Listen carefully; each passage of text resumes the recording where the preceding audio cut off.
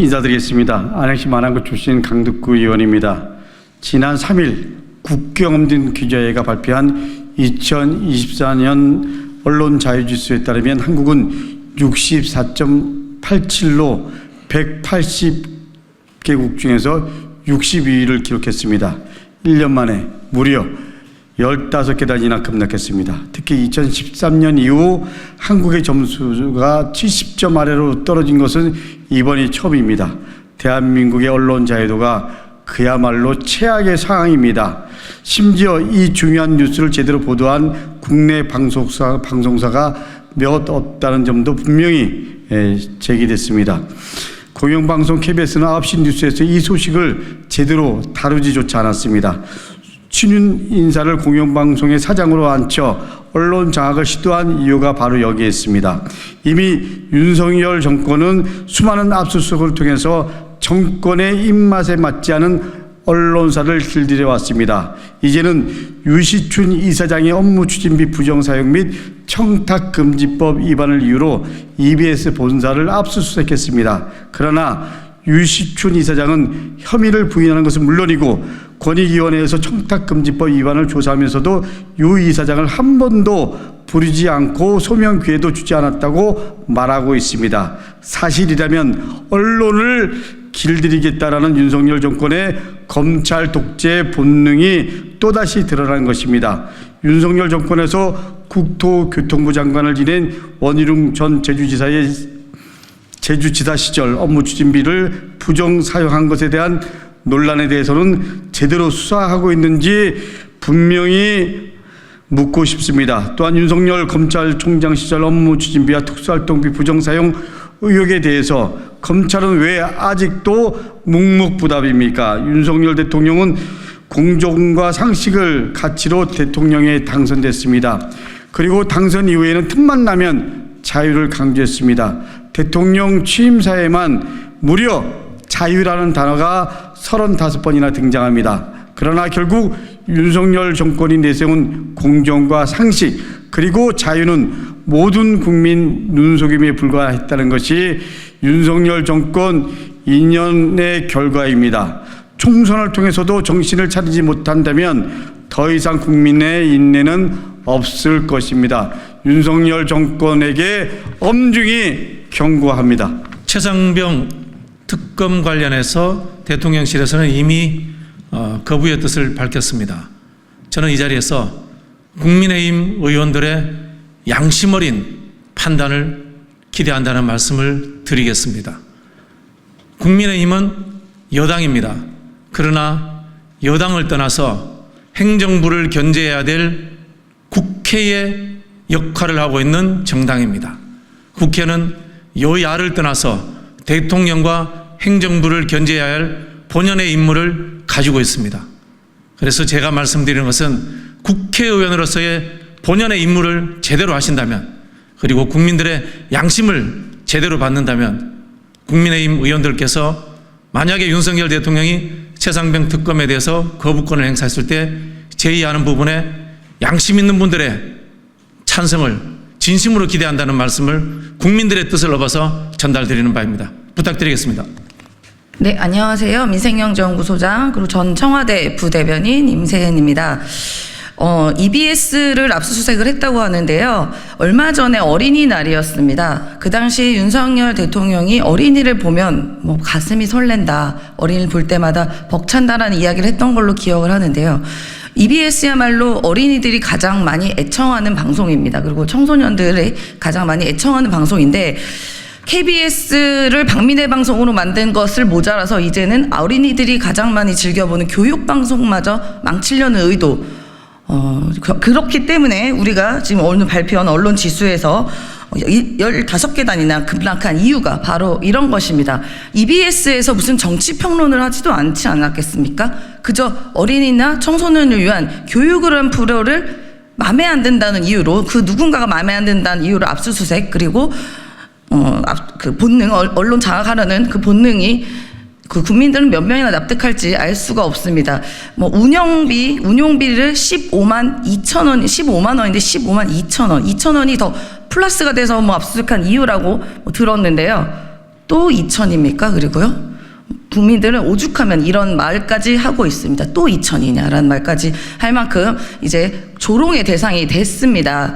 이제 빨리라도 신뢰를 회복하시려면 총선의 민의를 좀 제대로 다시 아셨으면 좋겠습니다. 윤석열 대통령께 기분 좋은 이야기인지는 모르겠습니다만 사람이 참 변하지 않습니다. 윤석열 대통령 참 변하지 않는 사람이라고 저는 생각이 합니다.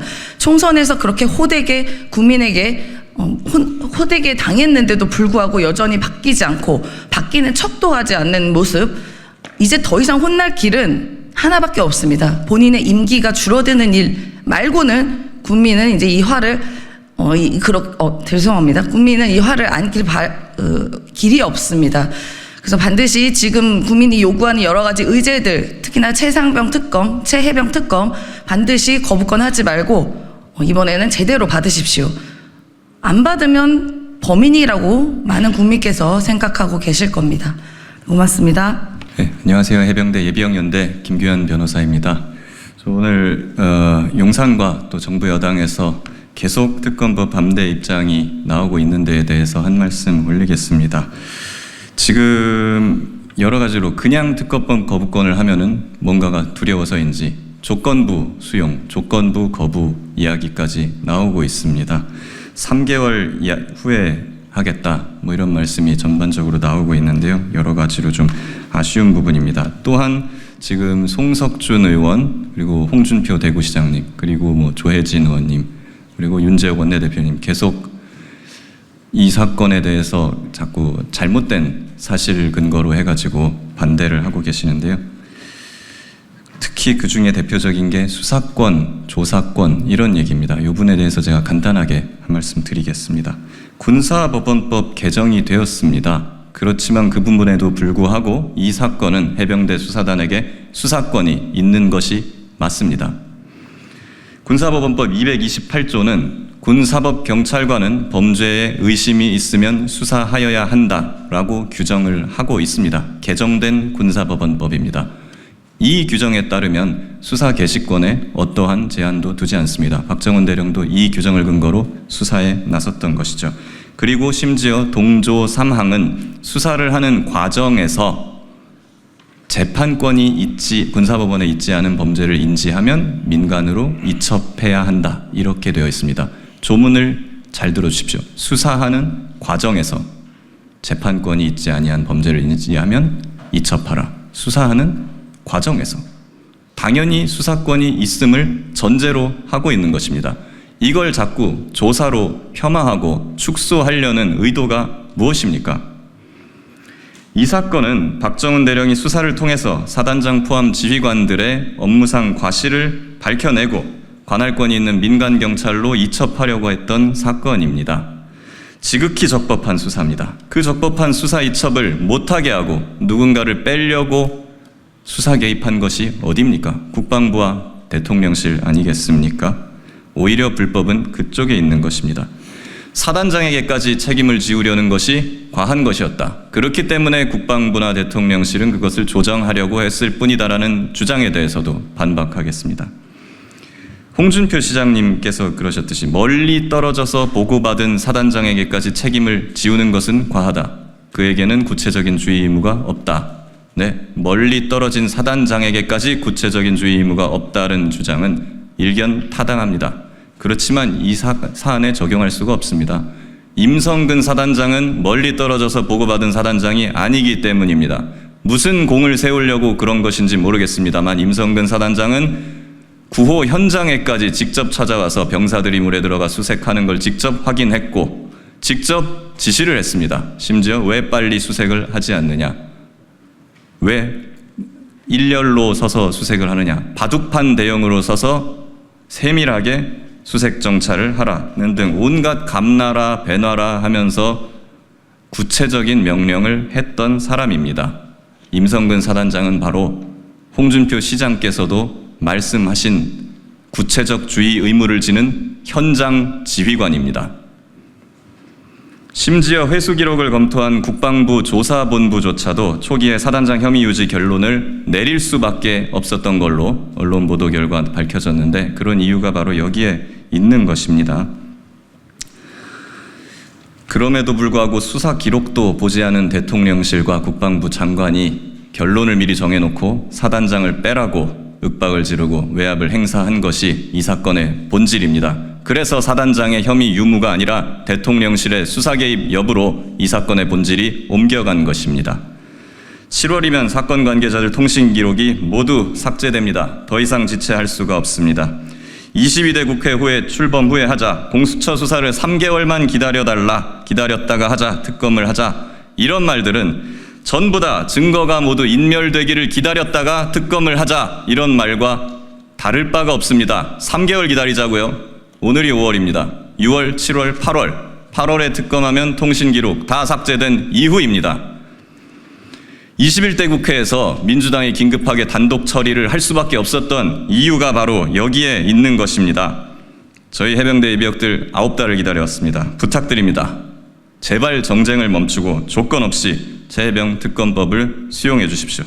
이제 와서 어떤 조건을 붙이더라도 그것은 범죄의 은폐를 돕는 것밖에 되지 않습니다. 제발 부탁드립니다. 대한민국을 위해서, 재해병을 위해서 통 큰 결단을 내려주시기를 간절하게 부탁드립니다. 감사합니다. 안녕하십니까. 검사를 검사하는 변호사 모임 대표를 맡고 있는 오동현 변호사입니다. 윤석열 대통령이 이재명 대표와 영수회담에서 언론을 장악할 생각 없고 관여한 바 없다는 발언을 한 것으로 알려졌습니다. 그렇지만 윤석열 정권의 언론 장악이 도를 지나치고 있습니다. 검찰이 지난 30일 업무추진비 부정사용 및 청탁금지법 위반 소지가 있다는 이유로 EBS 유시춘 이사장에 대해서 압수수색을 진행했습니다. 심지어 윤석열 정권은 EBS 부사장으로 김성동 전 월간 조선 편집장을 임명했습니다.